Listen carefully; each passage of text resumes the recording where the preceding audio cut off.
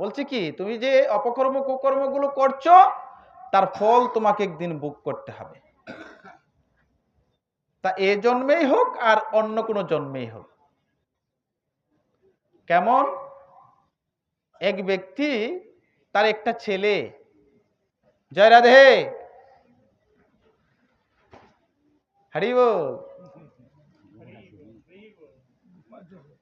কি করেছে, তার একটা ছেলে, তো ছেলেটাকে খুব কষ্ট করে লেখাপড়া করিয়েছে, নিজে খুব পরিশ্রম করে লেখাপড়া করিয়েছে।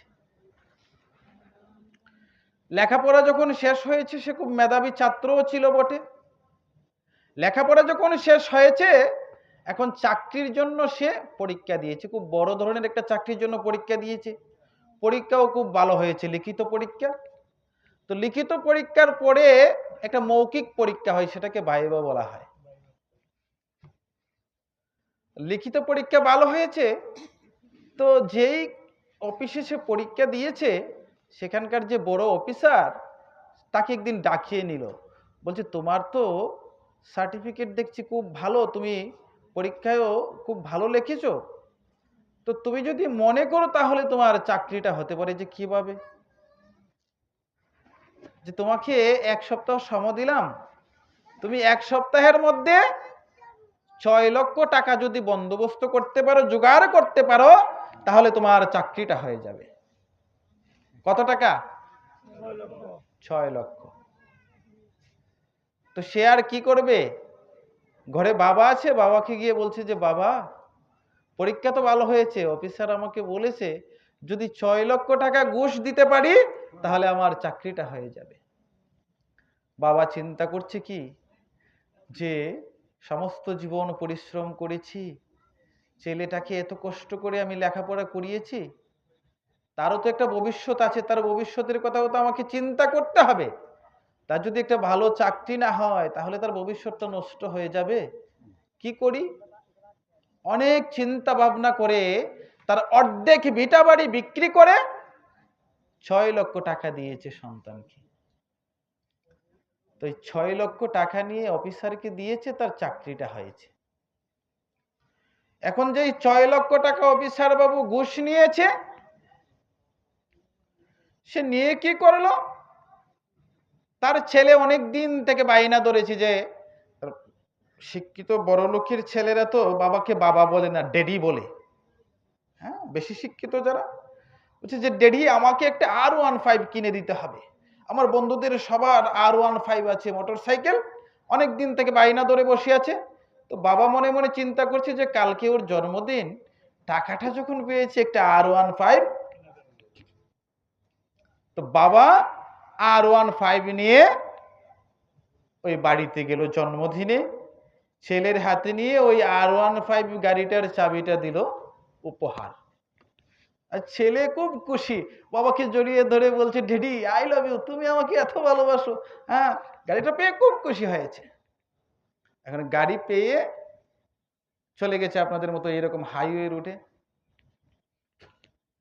গিয়ে এখন খুব স্পিডে, আনন্দের ছুটে, ঠিক তো, 100-150 স্পিড নিয়ে, আর বাবার টাকা, তাও আবার ঘুষের টাকার গাড়ি, জয় রাধে, কি করেছে, ওই রকম ভাবে চালাতে চালাতে একদিন কি হলো, ট্রাকের সঙ্গে সংঘর্ষ হয়ে গেল। মুমূর্ষ অবস্থা, বাঁচবে কিনা সন্দেহ। বাবা কবর পেয়ে ওই সন্তানকে নিয়ে গেছে কোথায়, যে আমি উন্নত চিকিৎসা করব ঢাকায় কোনো প্রাইভেট, একটা বড় ধরনের একটা প্রাইভেট হসপিটালে নিয়ে গেল। নিয়ে গিয়ে বলছে যে ডাক্তার আমার ছেলেটাকে বাঁচান।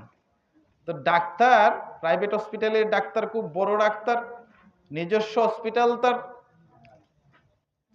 তিনি সন্তানকে দেখে বলছে কি, যে আরে আপনার ছেলেকে কিছুক্ষণের মধ্যে অপারেশন করতে হবে, তবে টাকা কিন্তু 10 লক্ষ লাগবে। কত? 10 লক্ষ টাকা লাগবে, নইলে অপারেশন হবে না। তো বড় অফিসার কি করেছিল, প্লট কেনার জন্য তিনি টাকা রেখেছিল, ওইখান থেকে 10 লক্ষ টাকা এনে, যে টাকার কোনো সমস্যা নেই, আপনি আমার সন্তানকে বাঁচান। তো ডাক্তারের কাউন্টারে জমা দিল 10 লক্ষ টাকা, আর ডাক্তার অপারেশন করছে, চিকিৎসা চলছে। ডাক্তার ওই টাকা নিয়ে খুব আনন্দিত আজ। কেন? যে অপারেশনের দাম শুধু 2 লক্ষ টাকা, নিয়েছে কত? 10 লক্ষ। লাভ হয়েছে কি? এক্সট্রা লাভ 8 লক্ষ।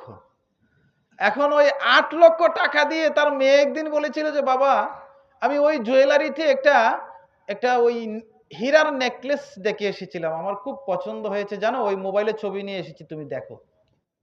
তো সেটা তার মনে আছে। এখন ওই 8 লক্ষ টাকা যে সে বাটপাড়ি করে নিয়েছে, এক্সট্রা নিয়েছে, কার কাছ থেকে নিয়েছে? যে 6 লক্ষ টাকা ঘুষ খেয়েছিল। তো 8 লক্ষ টাকা দিয়ে ওই নেকলেস কিনে নিয়ে গেছে মেয়ের জন্য। তো যেই দোকান থেকে কিনেছে ওখানেই কিছু দুর্দর্শ লোক ছিল যারা ডাকাতি মাকাতি করে দেখেছে যে আর এত দামি নেকলেস নিয়ে যাচ্ছে, আজকে তো কি করতে হবে? দান মারতে। তো নেকলেস নিয়ে গেছে, মেয়ে খুব খুশি, খুব আনন্দিত ডাক্তারের, কারণ হীরার নেকলেস নিয়ে যাওয়ার পর ওই রাতেই ডাকাত এসেছে। ডাক্তারবাবু হসপিটালে, আর ডাকাত এসে ওই মেয়ের এত পছন্দের হার যখন নিয়ে যেতে চাইছে, তখন সে একটু জোরাজুরি করছে।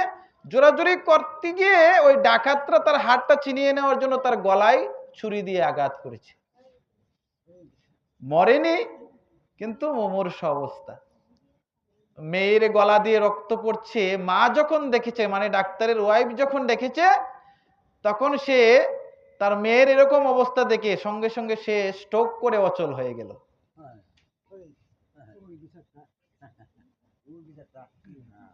স্ট্রোক করে অচল হয়ে গেছে। এদিকে মেয়ে অসুস্থ, আহত, আর ওয়াইফ একবারে অচল হয়ে গেছে, স্ট্রোক করে তার হাত পা অবশ হয়ে গেছে।